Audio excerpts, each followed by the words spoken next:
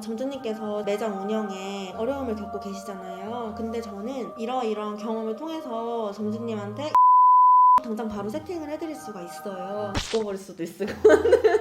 만난 게 어쨌든 글쓰기 강의로 만났잖아요. 제가 느끼기에 네. 오프라인 창업 배달 창업에서 글쓰기가 필요할까라는 생각이 좀 많이 들거든요. 많이 적용되죠. 그래서 단편적인 예로 들면은 뭐 사업 말고 기본적으로 그냥 장사를 한다고 할 때 어쨌든 장사도 이 매장에 고객이 발을 들이게 해야 되잖아요. 근데 마케팅 할 때 가게가 있고 그 가게 앞에 뭐 배너를 세우고 전단지를 돌리고 뭐 온라인 블로그 마케팅을 하고 플레이스 세팅을 하고 이 모든 것들이 어쨌든 누구나 다 하는 거니까 누구나 다 하는 거고 반드시 해야 하는 건데 그 중에서 우리가 튈 수 있는 거는 저는 그런 팔리는 글쓰기밖에 없다는 생각이 들었어요. 그래서 처음에는 제가 뭐 지식 창업을 염두에 두고 그 글쓰기 강의를 들은 게 아니라 배달의 민족에서도 우리가 글로 표현할 수 있는 게 되게 많아요. 네. 리뷰 이벤트 이미지, 뭐 가게 정보, 글쓰기 이런 것들이 되게 필요하고 특히나 우리가 구구절절 쓸 수 없다 보니 한 줄에 강하게 메시지를 담아줘야 되잖아요.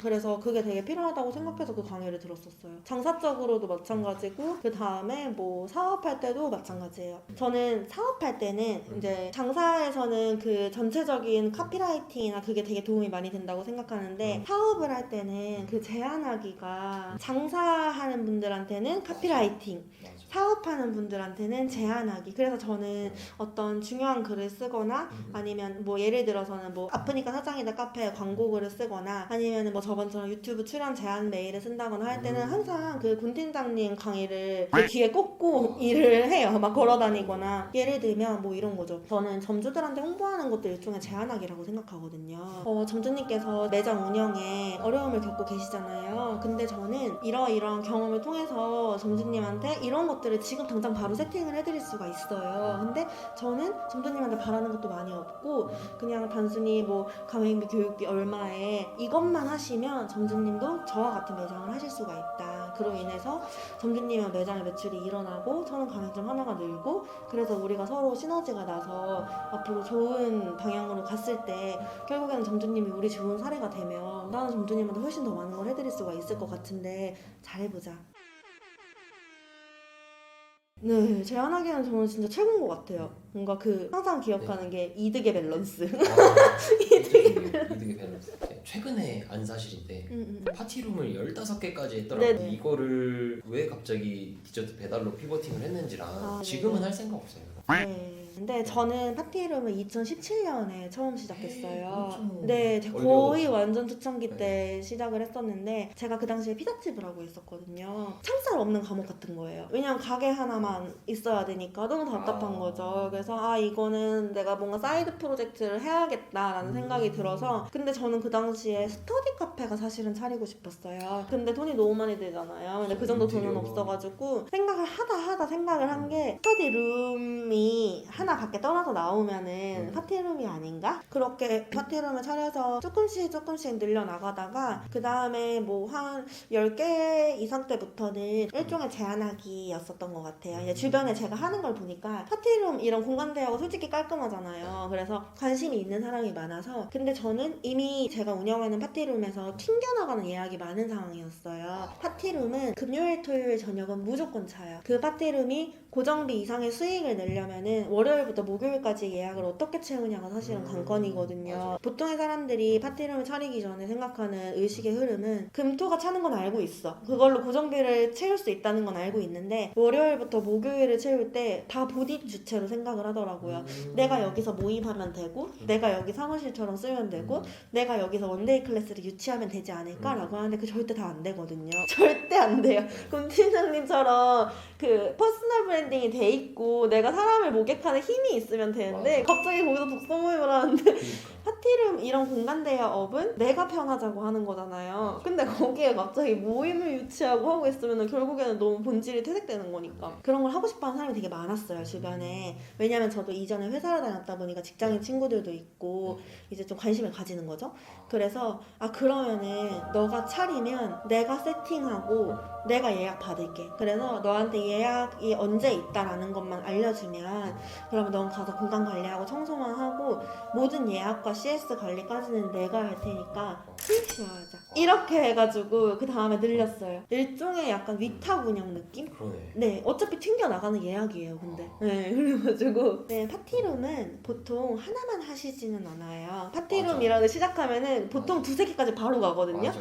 그 튕겨내는 예약이 너무 아까워서. 그래서 두세 개까지 가는데, 근데 그것도 전략 좀 잘 짜고 해야 되는 게, 그 월요일부터 목요일까지 싹 다 공실이면은 사람 미쳐버리거든요. 너무 차리기 쉽고, 생각보다 소자본인데 들어오는 돈은 덩어리가 크고 다 현금이고 아무리 뭐 스페이스 클라우드에 10% 떼준다 한들 쟤가 알아서 마케팅해서 예약을 받아주는데 어떻게 보면 되게 좋은 사업이긴 하고 티룸에서 적자가 났다? 그럼 그 사람이 이상한 거예요.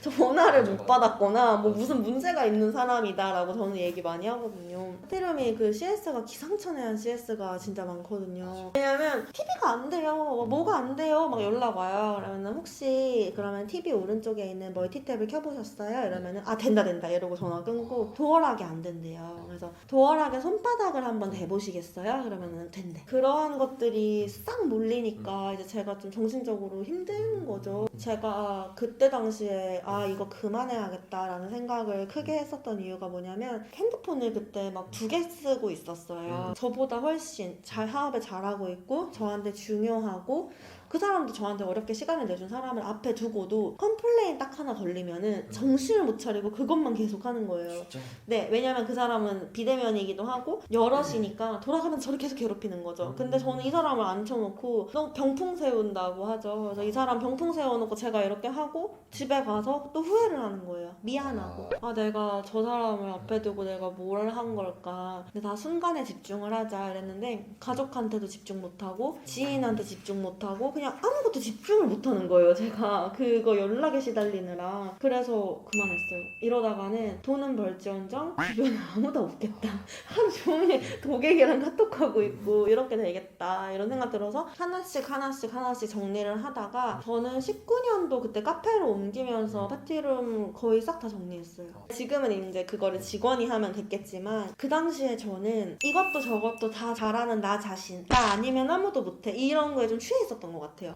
내려놓지를 못했던 거죠. 진작에 내려놨었으면은 조금 더 버텨서 코로나 때 큰 돈 벌고 나올 수 있었을 것 같은데 그래서 제가 카페로 넘어오고 코로나 터지고 파티로 완전 급상승하고 근데 그 당시에는 그것조차 아쉽지 않았어요. 너무 힘들었고 카페로 그렇게 갔는데 바로 코로나 터지고 뭐하고 하다 보니까 지금 내 상황이 너무 말이 안 돼가지고 그냥 그거 생각할 겨를조차 없었던 거죠. 이 매출을 일으켜야 되니까 여기서 그래서 별짓 다 했었던 거. 막 이것저것 한다고 해도 저는 최소한 뭐 하나를 하면은 2년의 사이클은 돌아야 되지 않나. 네, 저는 딱 2년 봐요. 전 처음에 아 내가 좀 인내가 없어가지고 이렇게 철새처럼 계속 2년씩 바뀌나라고 생각을 했는데 2년씩 그렇게 바뀔 때마다 주변에 사람이 바뀌고 보는 시야가 바뀌고 그릇이 커지고 확실히 그 변화는 있었던 것 같아서 그냥 긍정적으로 받아들이고 있어요. 그냥 내가 크고 있으니까 모자랄 수 있는 걸로 옮겨가나 보다. 그냥 자연스럽게 그냥 그렇게 생각하는 거예요.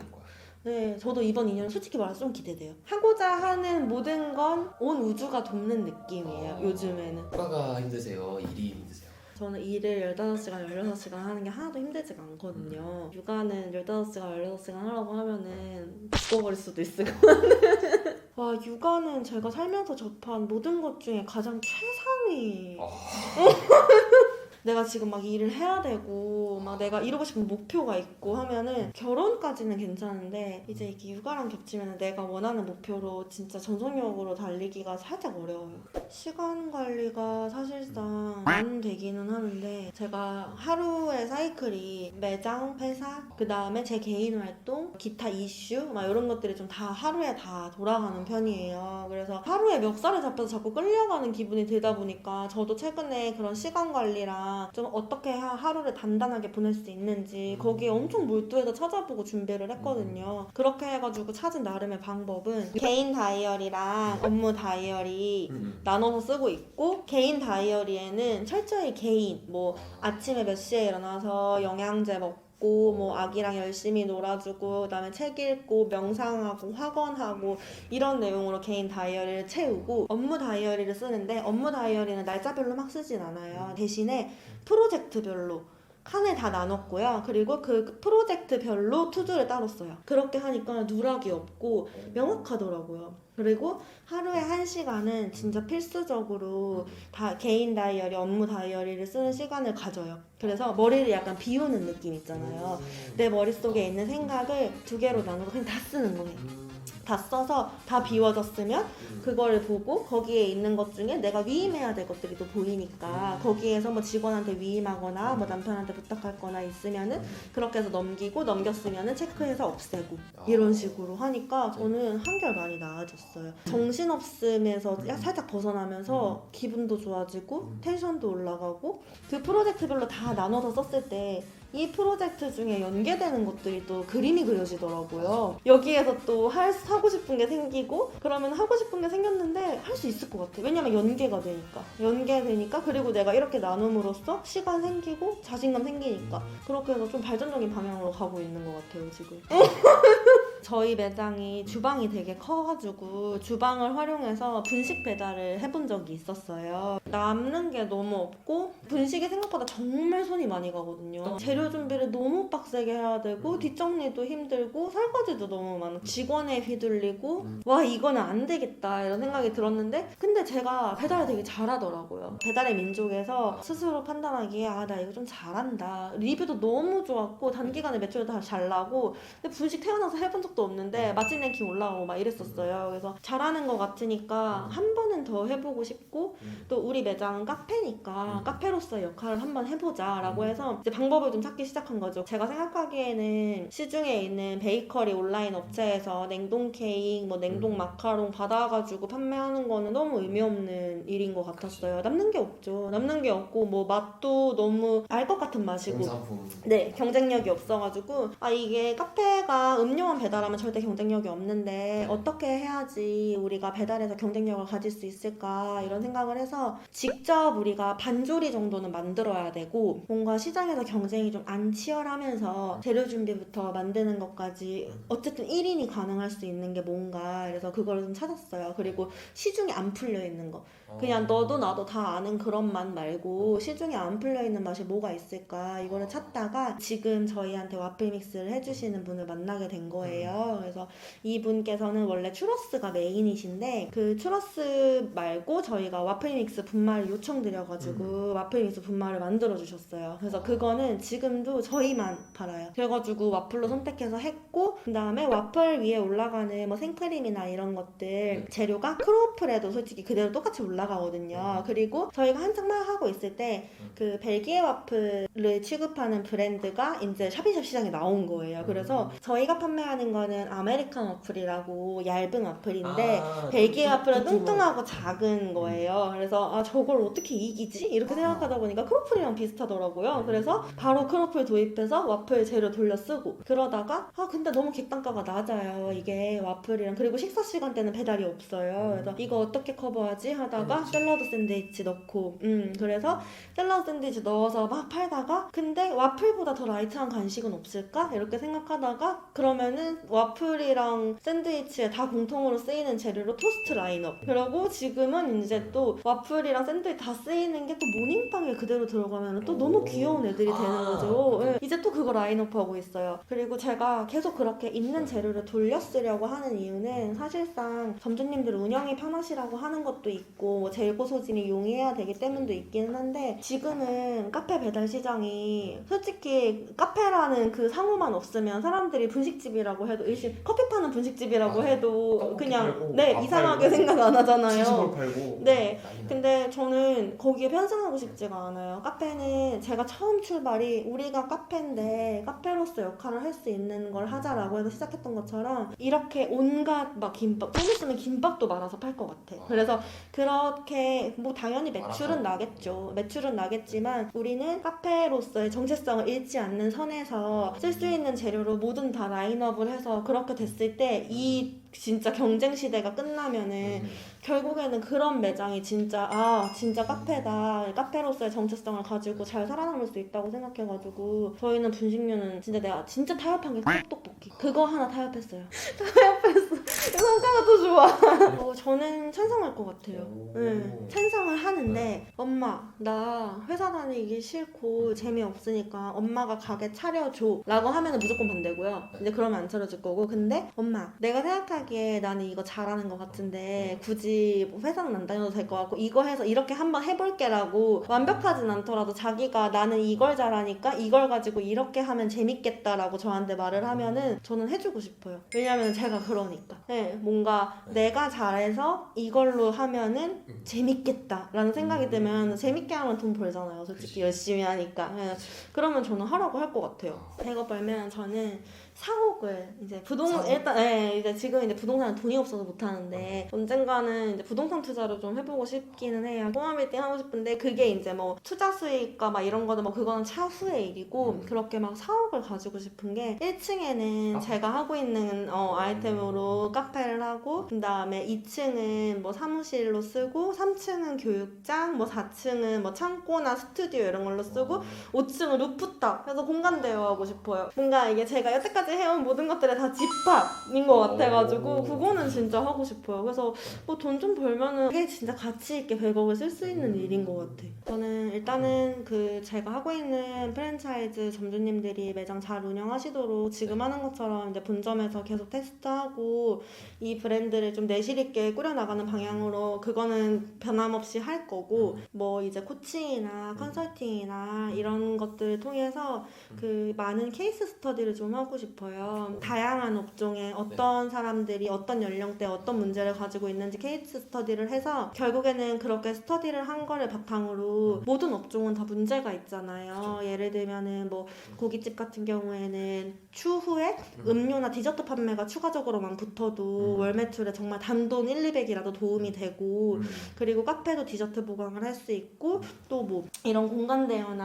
하는데도 부수입을 창출할 수 있는 방법은 다 있는데 저는 그런 모든 업종이 가지고 있는 문제를 해결해주는 회사가 되고 싶거든요. 어쨌든 모든 세일즈는 다 문제 해결에서 출발을 하니까 맞아. 그래서 그러한 브랜드 뭐 고깃집에 붙여주는 음료 브랜드 뭐 공간 대여에 붙여주는 무슨 브랜드 뭐 이런 식으로 변형된 샵인샵 브랜드 같이 적재적소에 붙어있을 수 있는 브랜드를 가지되 지금 제가 하는 다순이나 또또처럼 흔하지 않은 세련된 브랜드를 가지고 있는 회사가 되고 싶어요. 문제 해결 회사. 내년에는 아마 그래서 좋은 아이템, 그래서 많은 케이스 스터디를 통해서 이럴 때도 어떤 아이템을 붙이면 되겠다. 그러면은 그럴 때 가장 가성비 있는 아이템은 뭐지? 이렇게 찾아서 세팅을 하지 않을까. 네. 여기까지 하고 밥 네. 먹으러 갑시다. 밥 먹으러 갑시다. 아. 고생하셨습니다. 고맙습니다. 네.